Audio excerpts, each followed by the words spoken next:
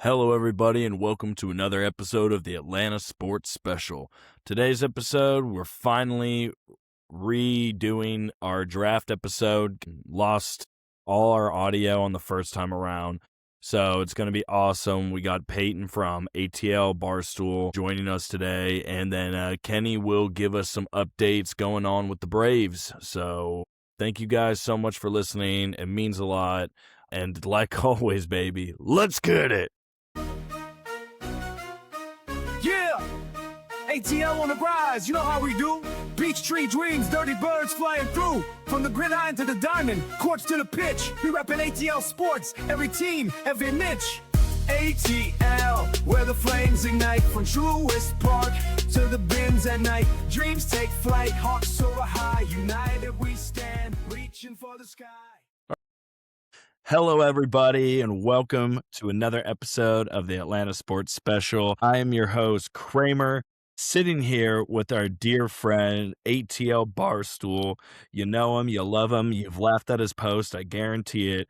And we are finally going to re-record. Honestly, this is a re-recording since the first one kind of got messed up, of a review of the Atlanta Falcons 2026 NFL Draft.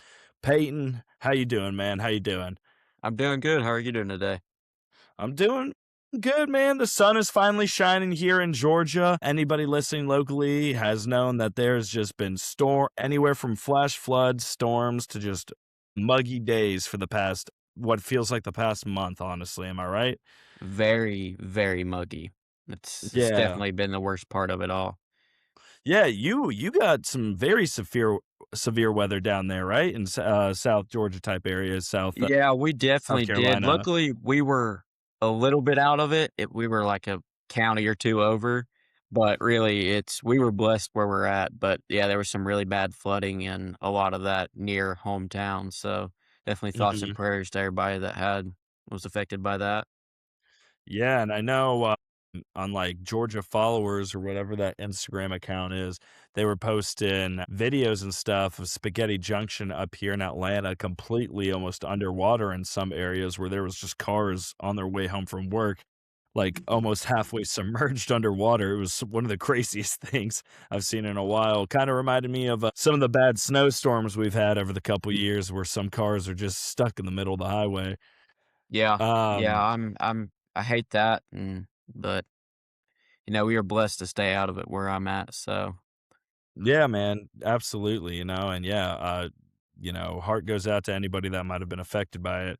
But let's go ahead and get into this today, man. This is highly anticipated. I mean, the first time we recorded it was electric in my eyes. Like it sounded so good. We had so much to talk about. And honestly, that was like the first time you and I ever spoke.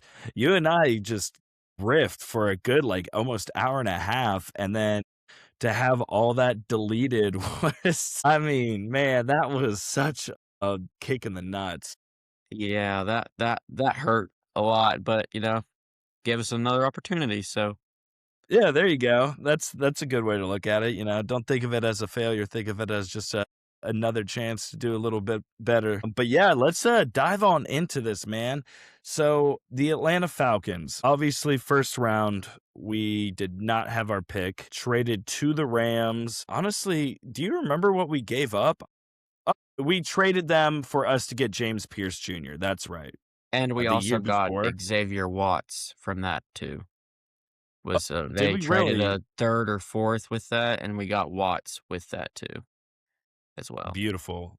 I mean, then, oh Worked my out for gosh. us.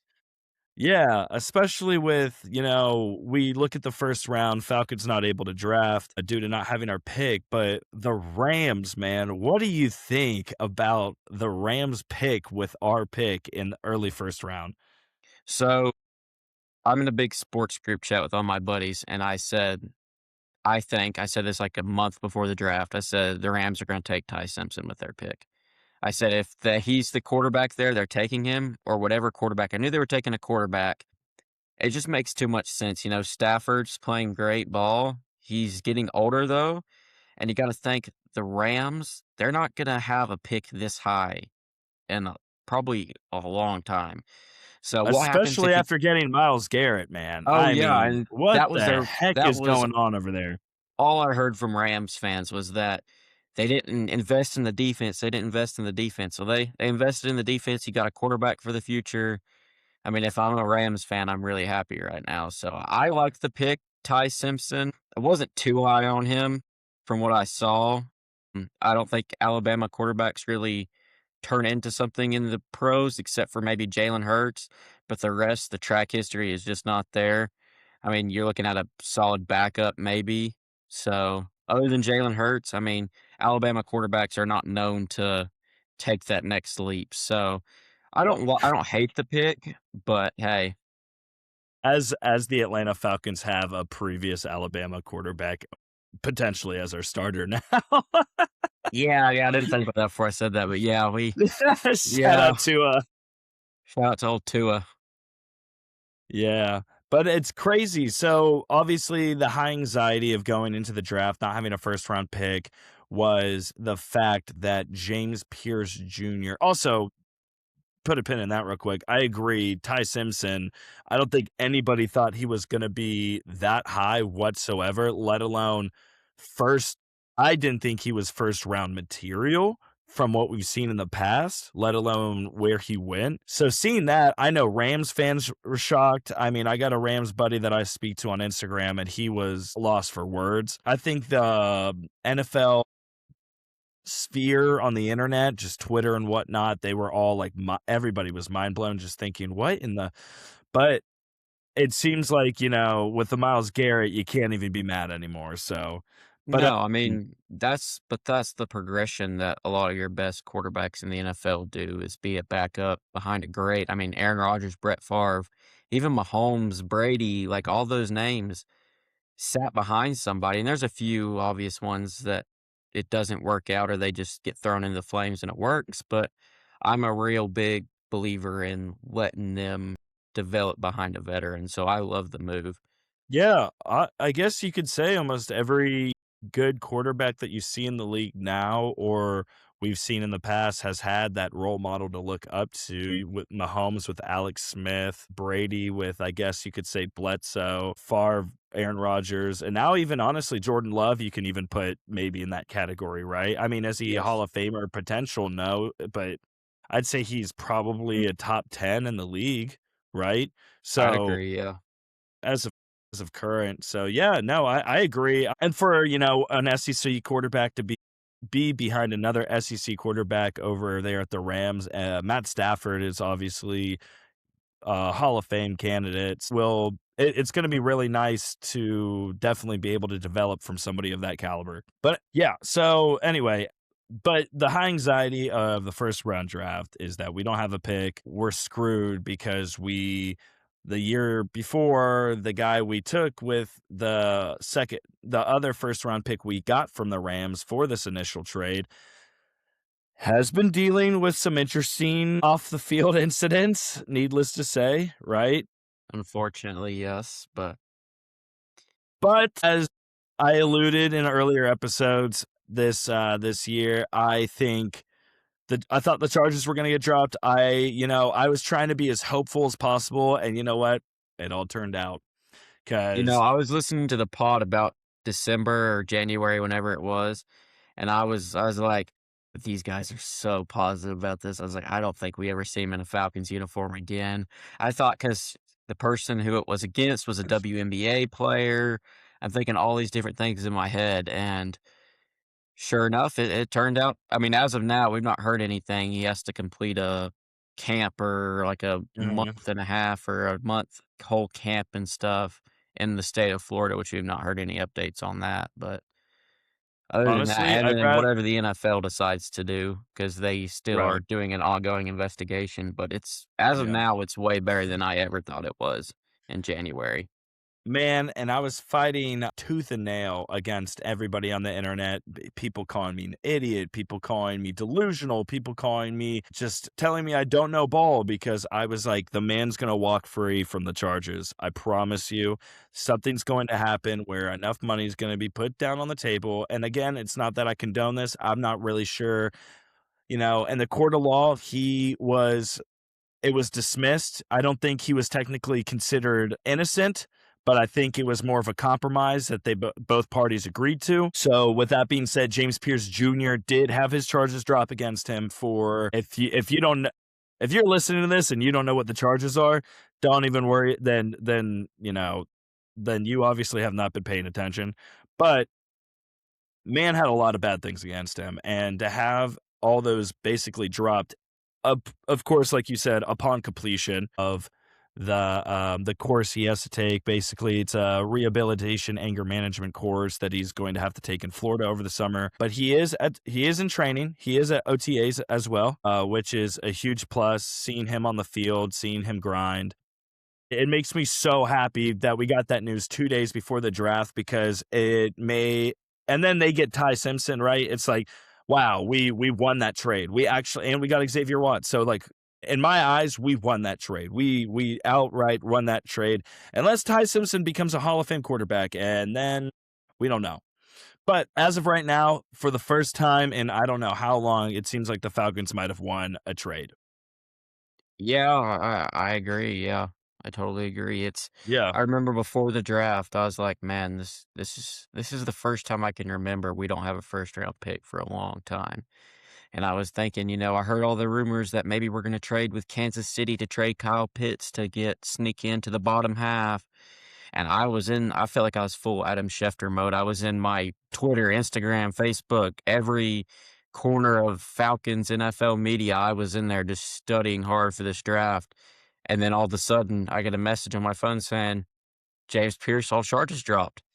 And I was like, there's no way. And then there was a way. And I just remember being like, we can't lose now. I mean, I'd take James Pierce over Ty Simpson every day, in my Well, opinion. So, I mean, he was a candidate for Rookie of the Year, Defensive Rookie of the Year.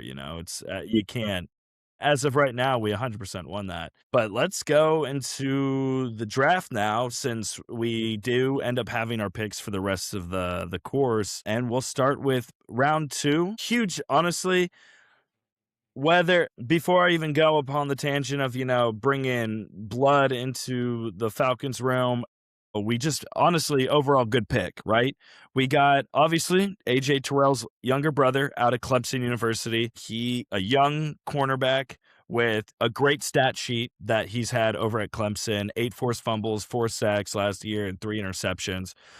The man was dominant on the field, but now that you get to have and pair the brothers together in that secondary, that's one, heartwarming, and two, scary. With Xavier Watts back there too, I mean, our secondary for the first time, fingers crossed, in a while, to me, seems almost dominant. Like we got some weapons back there.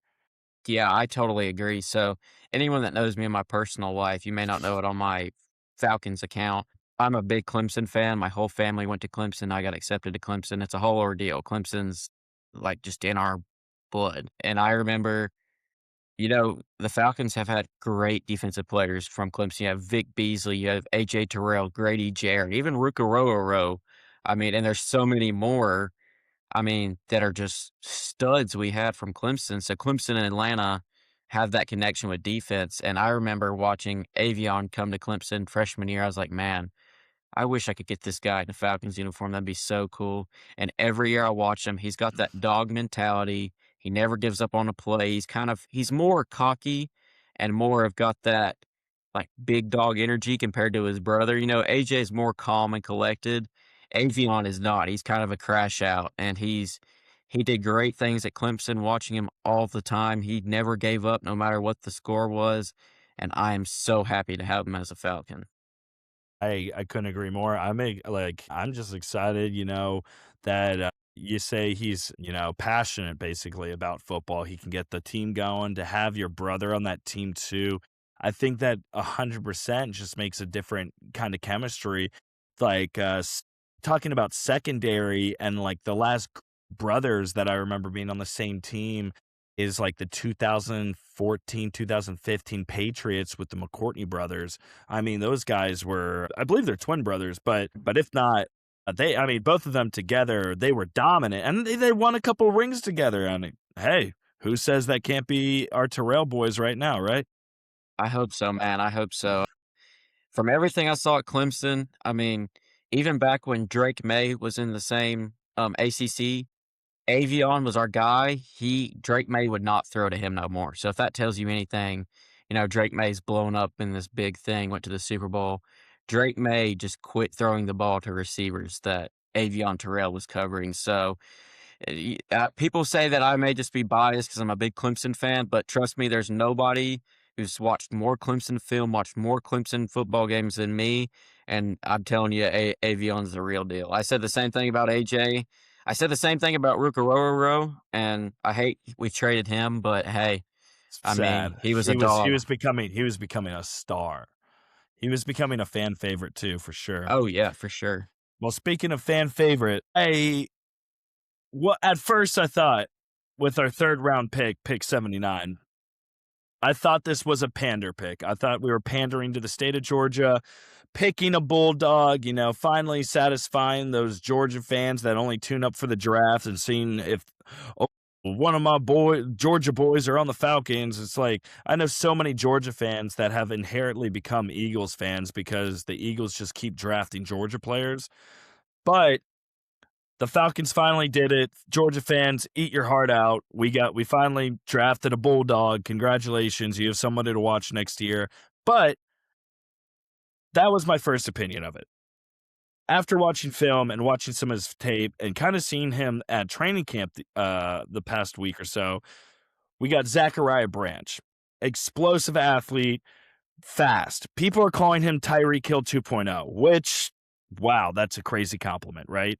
With a college career of 1600 over 1,600 yards, 9 receiving touchdowns in 37 games. It's insane. He's fast. The man's, I mean, that is the word to use for this guy, is explosive. No, yeah, I totally agree. So I've got a whole bunch of fans or friends that are Georgia fans too, and they're also Panthers fans for some reason. But Ew. they give me crap every year that the Falcons don't draft Georgia players, and we drafted Jalen Walker last year, so they kinda had to eat their words with that, and we got Mhm. Zachariah this year, and man, I have not fallen in love with a receiver like this probably since Calvin Ridley when we drafted him out of Bama. I mean, I Wow. love Okay. Zachariah. Everything I've seen on film, he's just got that speed, he's got the speed and the biggest problem people had was his height, and he's I think he's like an inch shorter than Tyreek Hill, but man, is he fast. If he gets going, I mean, you're not gonna catch him, and I think he'd make a great punt returner in this NFL league too with the new punting rule and all this stuff, and with the biggest problem another big problem people had with him is the charges he had for that speeding ticket or whatever it was in Georgia. It was announced Doesn't the that other day come that with, was dropped.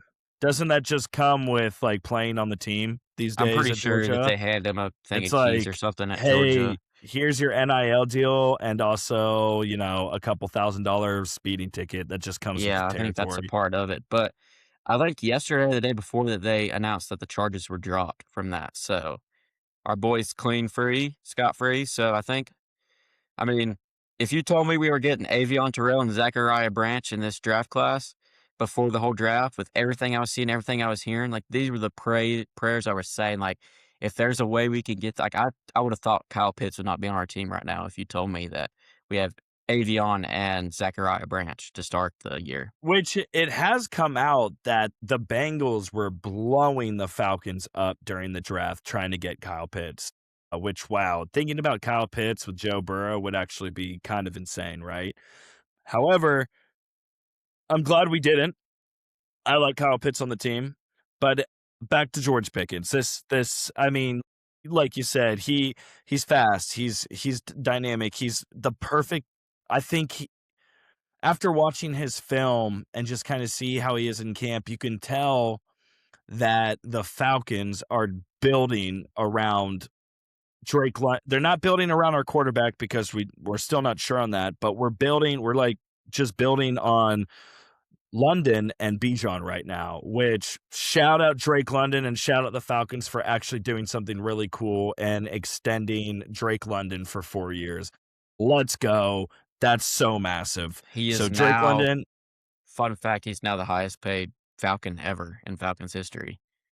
So Until that's Bijan gets that contract, right? until hopefully, I'm hoping, man, I'm hoping.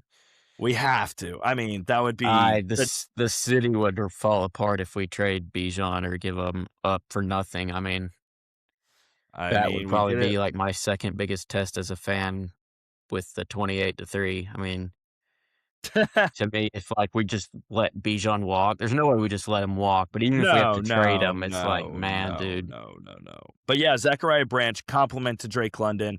It's going to be, we're going to see some great things. Already seen some things in the rookie training camp, but having that fast, we got Drake London, 6'4, 225, 230.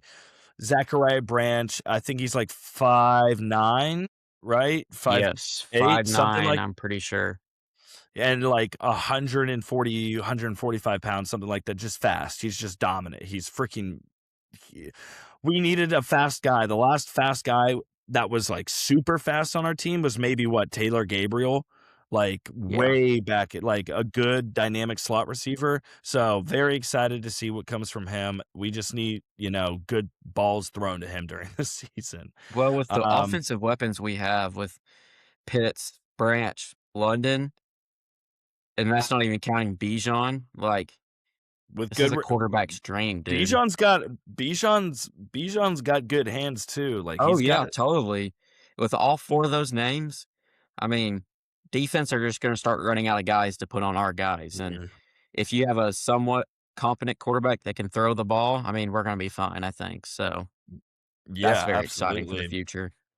So in the what is it? In the fourth round, I think this is the fourth round, right? Or did we go back to back threes and we gave up our So, fourth? we traded with the Raiders to get pick we traded pick 122 to the Raiders, and we got pick 134 and pick 208. So I'm pretty sure this is pick 134, which would be in the 4th round, Hmm. or maybe we moved back a little. I don't know 100%. I'm sorry, I don't know the exact The details of numbers, which round yeah. it is. Yeah, so Oklahoma linebacker. I deleted his name. I'm not sure. Oh, Kendall sorry. Daniels or something, I'm pretty sure. Kendall Daniels. Yep, in the fourth round from Oklahoma. Okay. What the heck? My notes were kind of messed up there. So he was a former safety, which is kind of crazy given his size. But they gave him put some weight on him, converted him to a linebacker. This guy's fast. I mean, especially with the loss of Caden Ellis, unfortunately, we now have basically it's Divine Diablo back there who's about to be the captain. I believe he's going to be the captain for defenses here. And boy, howdy, man. I mean, what that is a guy that has the tenacity and the like great mentality. That man had a broken arm last year, was still playing. He said, "This is my shot, this is my opportunity." What a good guy to learn from for, to take this young guy under his wing that we drafted. I mean, he can cover, he blitzes, he plays multiple different roles as a linebacker. Um, Definitely a developmental defender with significant upside. And to be able to get him in the fourth round was kind of mind blowing to me. Totally, I mean, I remember when the college football season started and I was getting edits of this guy because he would just like there's one where he just totally shifts and reads the whole play, looks right at the running back or receiver and just nails him and gets the like he's just a pure dog. He's fast. He's just I mean another person that we drafted I fell in love with his highlight reel. I mean, with what we were given and the guys that just fell to us, I mean, I was ecstatic on draft day. I was like, "Oh my gosh, this is better than I ever thought," and I just loved how we're getting new, fresh guys in that defense. So, great pick. I love it, and hopefully he takes his game to the NFL and takes it a step higher. Yeah. And then, like we said, we traded the fifth round to go back and get another pick in the sixth, right? Yes. So, and there we get a defensive tackle from Washington University, Ontario Thompson, and linebacker Harold Perkins Jr. from LSU. Again, two massive pickups for the defense, right? Because apparently we like to ship all of our good defensive players away right before they really develop into like a real team character. However, massive. I mean, you take, some of these young guys, especially that we're getting these guys from the SEC, it's just different ball game in my opinion in the SEC, right? I mean, they play football completely different than any other team in that or any other division in the NCAA. I think with these late round picks that we're getting is insane value. Oh, totally. Yeah. I mean, you're just adding size with Ontario and Harold Perkins. I don't know as much other than like the highlights I watched on Ontario. He's just a big, solid D tackle, which it looks like Matt Ryan and our guys love the bigger D tackles. That's one of the reasons why we traded Rook for whoever we got because he was like 3 feet bigger, and we just love height in guys. And Harold Perkins, I got to watch him a lot because I watched some SEC games and stuff, and he was a dog. I remember they were saying he was like a second to third round pick to start the season, and he obviously fell. But he's another dog that I'm excited to have, and you can't judge those LSU players too harshly because that team was just awful. I mean, the coaching was awful.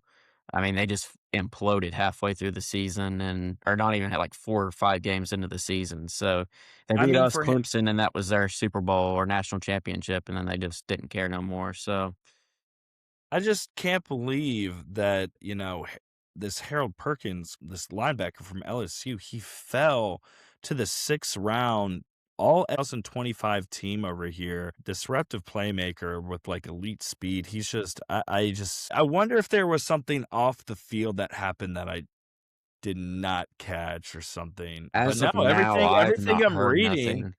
Everything Yeah, I'm reading says he's the leadership, standout guy. The man, like, does charity work, so I don't know. Maybe there was just something there that just didn't click, but, I mean, a linebacker that's all-American, all SEC player in 2025 to fall to the 6th round, I don't know, maybe this was a very offensive draft, lot of wide receivers. Maybe a lot of people just were not in need of linebackers like the Falcons. So that probably is just what it is. Okay, so he did tear his ACL in that's 2024. that's right. I knew there was maybe something, but Okay, so injuries. Okay, that checks but I out. mean, in the what is it, the 6th round? I mean, Yeah. on a guy that's all American, all SEC, I mean, I'm willing to take a chance on that. I mean, 6th round pick. We took a top 10 first round pick on a guy with 3 torn ACLs, so that's fine with me, you know? Yeah, totally. I mean, And then to close out the draft, 7th round, we did get some help, much needed help on the offensive line. Ethan Aninawa from Ohio State University, originally was recruited to Rice, which I thought was interesting looking up, but the dude is about 6'8", 335 pounds. I mean, that is a scary man. yeah, I like I said a few minutes ago, Matt Ryan and our GM just loves the size. We're trying to get size. I mean, all of the teams that went to the Super Bowl, Eagles, Seahawks, I mean, all these teams have had big, beefy O lines and D lines, and I think we're trying to copy that. And, this is the one guy I kind of didn't see us taking. I kind of thought he was going to fall into free agency. I honestly thought we were going to take Haynes King out of Georgia Tech with this last pick. This is what I heard all over, and I was thinking we're going to have Haynes King here. So I was shocked on draft day when I saw this pick. It had been a long day for me. For those who followed me on Instagram, saw I probably blew up everybody's phone that day. I'm apologize for that. I was making a graphic like every 5 minutes. I was on Instagram, Twitter, TikTok. I mean, anything, YouTube, not TikTok, but anything to get information and hear what I'm hearing from everybody. And this one was the first one that really blindsided me. But I don't hate the pick. We needed it. But I mean, the size, I mean, 6'8", you can't coach that. So I like the pick. Yeah, no, absolutely. And it's funny you say that, like Matt Ryan being a Hall of Fame quarterback that he is, there is no doubt in my mind that I think that man of all people knows what kind of offensive line a quarterback should need because that man did not have an offensive line almost his entire career with the Atlanta Falcons.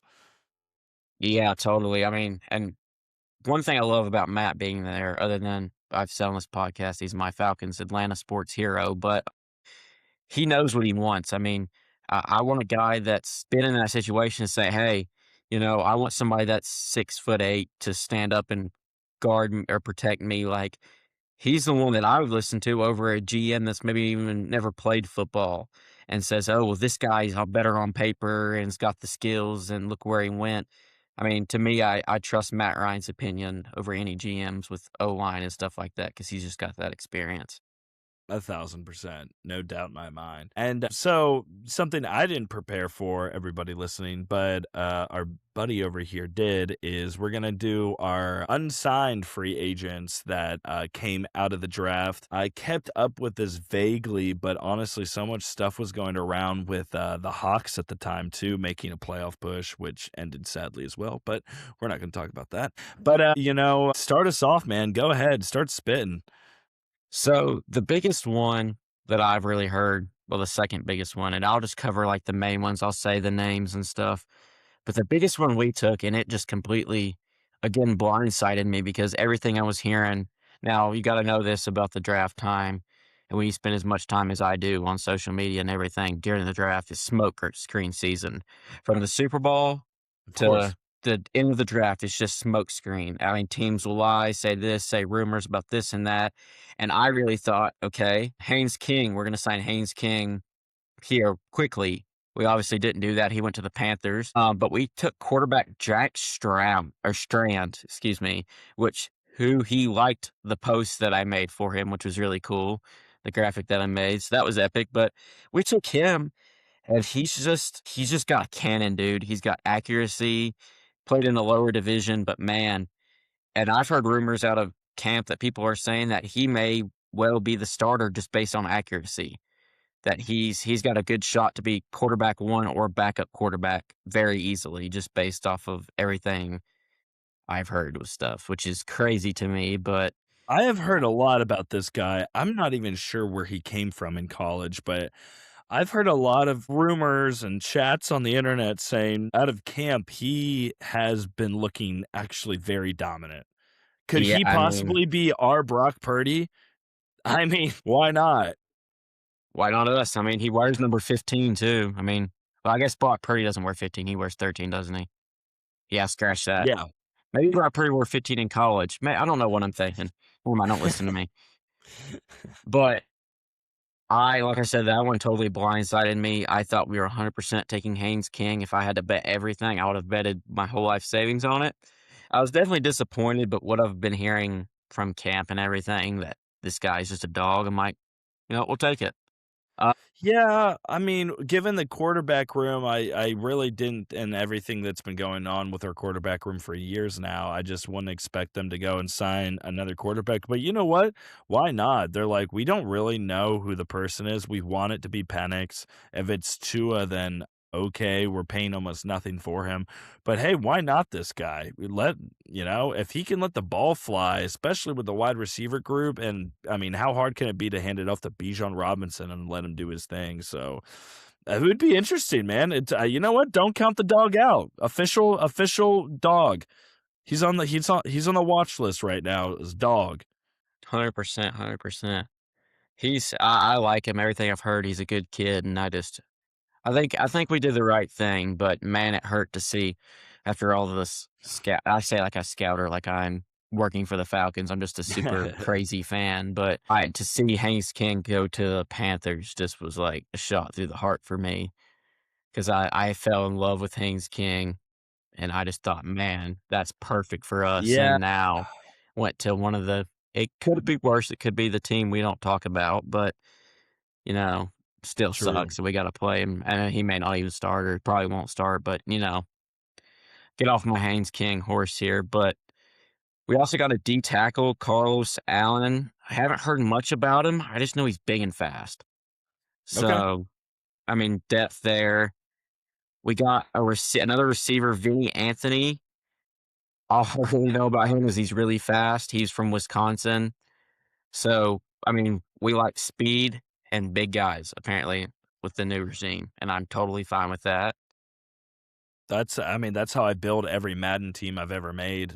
I put the big guys up front on defense and in the trenches, and then I don't even care what the other skills are. I always get the wide receivers just with the fastest speed because I can just if I can get a quarterback that can throw the ball deep, I mean, that's a touchdown almost every time. Totally. And really, because I don't want to waste everybody's time, we really just got some more O line pieces, some D line pieces. No real big names other than Cash Jones from Georgia is signed with us too. I'm pretty sure he's a running back. So Okay. all my friends that are these Georgia fans said, "Dude, you guys got another dog with him." And he's like a smaller Christian McCaffrey from all the film I've seen on him. He's just a white boy that's will run you over. So, Okay. I mean, I'll Hey, take that. honestly, we need depth between, I mean, Bijan hasn't had any serious injuries, luckily, but Brian Robinson That's Jr. gonna happen a lot this year. Yeah, yeah, exactly. Yeah, that confusion. Brian Robinson's definitely had some injuries in the past, and I'm not talking about when he got shot. I'm talking about, other injuries.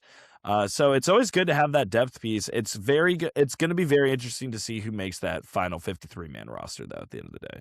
Oh, yeah, totally, and like I said, there's a whole bunch of other names, not crazy big names if you guys have wanna check it out.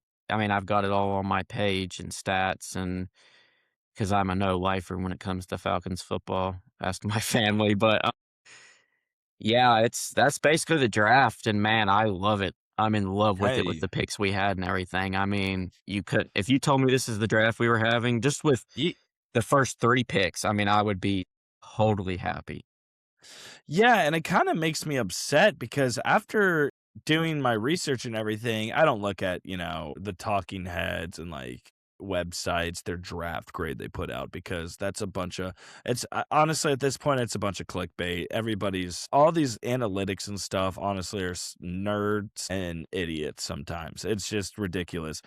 But I saw that the Falcons got the worst draft excuse me, the worst draft grade out of the entire NFC South. And I'm just in my heart of hearts, I just can't believe that looking at who we got. So, a few quote or things with that. These same guys also said Mahomes was gonna be a bust, like, these guys don't know what they're talking about. I mean, they go off Madden ratings, like, what they're gonna be for Madden, and they're like, "Oh, this is gonna be it," and you never know. And the other thing is they said the same thing about us last year, and last year, I think we had one of our best draft classes that I can remember in a long time, like, a solid from 1st round to the end of the draft, everything was perfect, I think, with other than the only thing you can say is the James Pierce stuff, but, I mean, it's worked out now, knock on wood, hopefully it continues to work out, but they always hate on us. It's us against everybody, and that's just how it is as a Falcons fan. They always kick us down when we're high, and we just gotta not listen to them and just be happy with what we got. I like it. I want them to talk down to us. I want them to forget about us. I want them to count us out at this point because I think the Falcons are, if we can figure out the quarterback situation, I think we are a force to be reckoned with in every other aspect. I And I totally think agree. If we can stay healthy and we got a solid quarterback that can do basic quarterback stuff in the NFL, I think we make a playoff run, and I just, everyone's gonna again, I guess it's the reputation year after year that the Falcons have this weird curse against them where people want to not look at us anymore or be like, "Oh, wow, it's a shame." Like people saying, "Oh, it's a shame Bijan Robinson's on that team. Like he's gonna waste his career like they wasted Julio's." No, I'm extremely interested to see how this plays out. I think we have a solid team. And I'm excited, honestly, talking football already. I know it's only June, but dang, man, like close. preseason can't come fast enough right now. Totally, and to all my Falcons fans out there, I just wanna say I've been one my whole life. We get dogged a lot all the time, but man, when we win and just the small bit of winning I've experienced in my life, it makes it so much sweeter.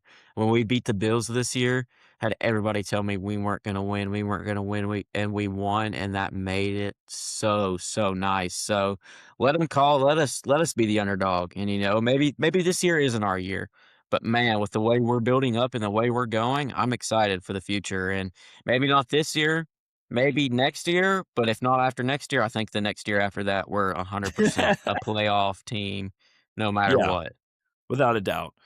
I couldn't have said it better myself, man. I appreciate you coming on again. I know it was short notice. I sent you a text like this morning, but always a pleasure having you on, and I'm glad we got to re-record this, man. Of course, yeah, hopefully this all works out and it worked and I didn't mess anything up this time, so let's hope. Hey, absolutely.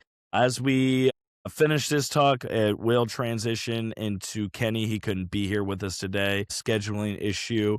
So he will go ahead and talk more about some Hawks rumors and the Braves. So let's go to that.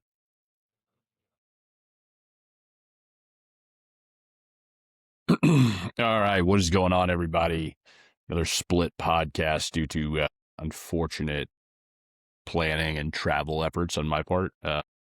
So thanks to Kramer and Peyton, who I know did a great job, or will do a great job, depending on where Kramer puts this in the pod, talking about, I won't give it away. It's before, but it's the draft. It's a little teaser for you there, but I'm going to give you guys a quick rundown from the Braves, since the Hawks are just getting crappy picks, and honestly, I don't have enough excitement to even chat about it right now. But let's talk about the last 7 days. So the Braves are 5-2 in the last 7 games they played. We have won the past 2 series.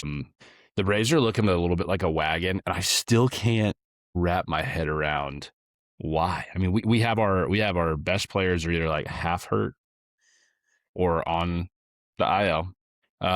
Our best pitchers, which I mean, Chris Sale looks fantastic still, but like Bryce Elder wavering a little bit in his past few starts, giving up a good bit of runs. We still are just like untouchable.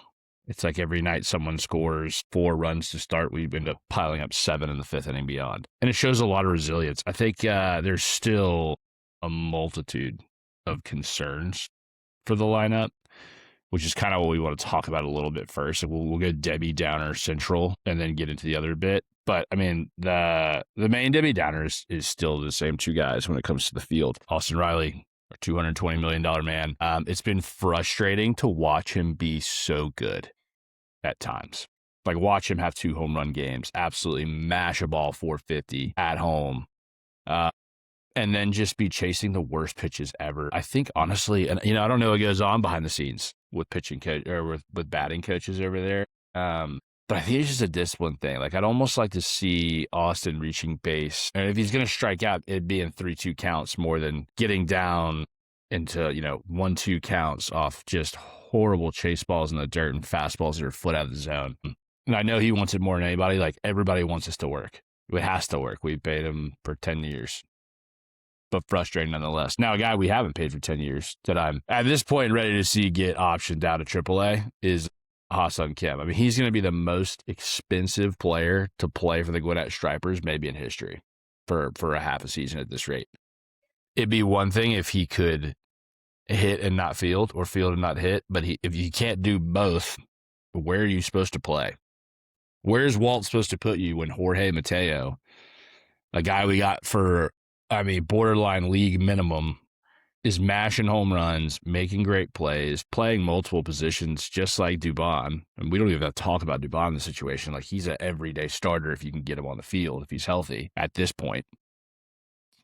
Ha-Seong Kim has just been, gross. It's like if you see 1 RBI on the stat sheet, that's like put him in the all-star ballot day for how bad he's been. We're struggling with it. Now, on the other side of this, Ronald Acuna hit 5 home runs in 4 days this past week. And not only that, it's not like he's just mashing home runs. He's on base. He's stealing bags. He's Ronnie again. Like, he looks like he has that ceiling. Now it's just like, can we tape up his knees with enough cryo tape or whatever that stuff is to make sure he's stable? Because as he's moving into full form, this is not the guy who started out the season. This is a guy who's very comfortable back in his body again, comfortable at the plate, and just seeing pitches and having fun again. I think that's the most fun thing for watching Ronnie play, and like Ronnie and Ozzy specifically, like, they seem to just absolutely love playing baseball. And sure, they get in slumps and they get frustrated, but as soon as they like make contact with a ball after maybe a 2-game sputter, they look like kids in a candy shop. It's exactly what we need. I think we talked about it a little bit last week, but one of the biggest consistency pieces, and the guy who's like almost the glue guy, it seems, in the locker room, is Matt Olson. if he doesn't have a hit in a night, it's a shock. If he doesn't have a home run in a week, it's a bigger shock. He is really putting pitchers through the ringer too, because he's hitting balls more over the plate than I've seen in his career so far. You know, obviously he loves a high and tight fastball that he can turn on and send over the chop house. But I mean, I've seen him hit more opposite field hits this season than I have in the past 3 years. So obviously a positive sign. And then here's a guy that is, I mean, I'm voting for him daily 5 times to be in the All-Star game because his numbers deserve it. Tom Smith is still batting over 300. He's almost got double-digit home runs. I mean, this guy's got to be in the All-Star game. Tom Smith deserves it too. The amount of time he spent in the league, absolutely stellar year so far. So, like, Bryce Elder's had a little bit of a rough patch. I think he just needs to call Mad Dog, talk to Doggy a bit, get right, because those pitches have been nasty all season.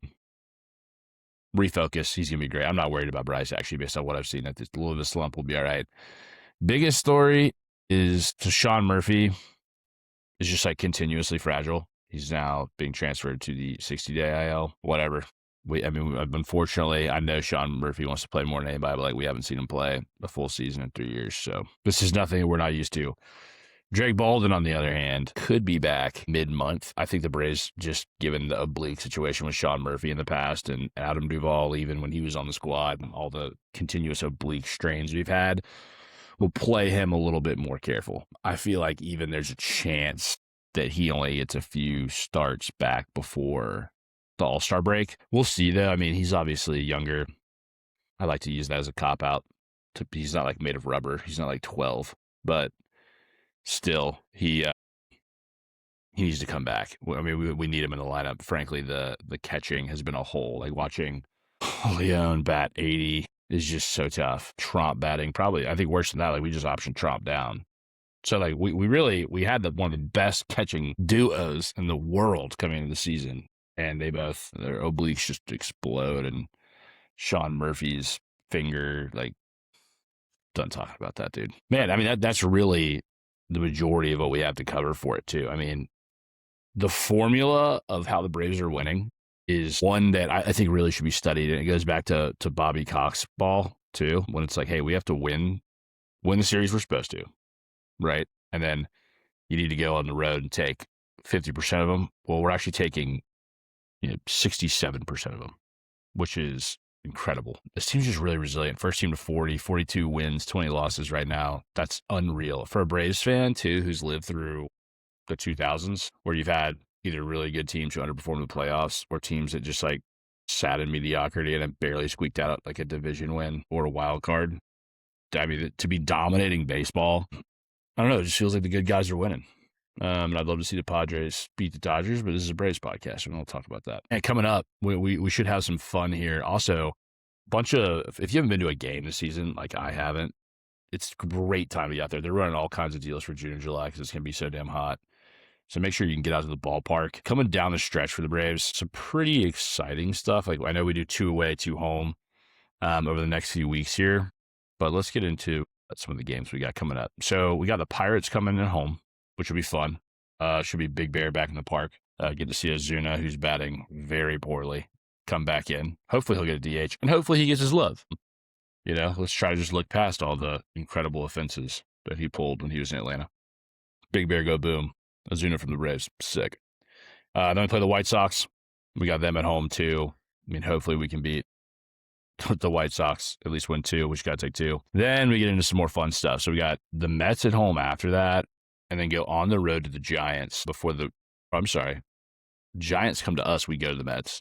Then we have the Brewers come back to town. Then the Padres, then the Giants, then the Cardinals, then the Mets. I mean, so upcoming I like to hope outside of the Pirates. I mean, Skeens is going to be on the mound. That'll be tough, but some fun games to watch. And obviously, any opportunity we can go beat up on a team that's spending so much money and sucking like the Mets is a big one. So we'll see what the boys can pull off. I'm really high on these Braves, though. With that being said, though, I'll say adios for the week. Really appreciate everybody listening. Next week's going to be a little bit funky, too, as I'm taking some personal time with the family. Much needed. But listen, we're always going to be here. We're not going anywhere. Stay excited for some good stuff. If you've already seen Kramer, then when you flew here, you grew here. Thanks for watching. And if you haven't, then that's awkward, and he'll say it again after. So, see y'all. Hey, you're still listening. Thanks so much for being here. Just some quick updates with our other sports teams that are going on right now. We are midway through the season with the Atlanta United, and it is just been a travesty. I'm going to see if I can get Evan back on to really talk about where this team is heading, because it's not heading anywhere good. We're through midway through the season. We have won 3 games. We have tied 2, and we have lost 9, putting us second to last in standings. It is unbearable at this point. The games are so much fun and to go to. They're so cheap. But wow, given everything that happened this offseason, it truly is kind of mind-blowing. It's nothing short but disappointment. It's actually crazy to see, after all the hype and anticipation on this team, that this is where we're at right now. However, on better news, the Atlanta Dream, I know we didn't start an episode or haven't done an episode on that yet, and the season has started. They're 9 games in. They're looking great. They are one of the better teams in the entire WNBA. The Atlanta Dream is 6-3 on the year so far. Some quick highlights from that is that Hillman on the team reaches 1,000 career points in their most recent loss to the Indiana Fever. Alicia Gray, been on fire. She's been killing the game, averaging 20 points, 4 rebounds, and 5 steals. She's been elected the WNBA Eastern Conference Player of the Month. And with Angel Reese on the team, it's just been making a huge difference with fandom and, the Atlanta Dream getting a lot of talk. However, although the offense is doing pretty well, it's our defense has been locked down against some of these better teams. So that is just something to look forward to. Trying to get my buddy John on the pod. He did video and broadcasting for the Atlanta Dream upon a time ago, and would love to have him on. But yeah, thank you guys so much for listening to this episode. I know it was a little mix and match here, but some great stuff from Atlanta sports to come. And, the Braves keep on chopping. Whether you flew here or you grew here, we appreciate having you. Yeah! ATL on the rise, you know how we do. Beach tree dreams, dirty birds flying through. From the gridiron to the diamond, courts to the pitch. We reppin' ATL sports, every team, every niche. ATL, where the flames ignite. From Truist Park to the bins at night. Dreams take flight, hearts soar high. United we stand, reaching for the sky.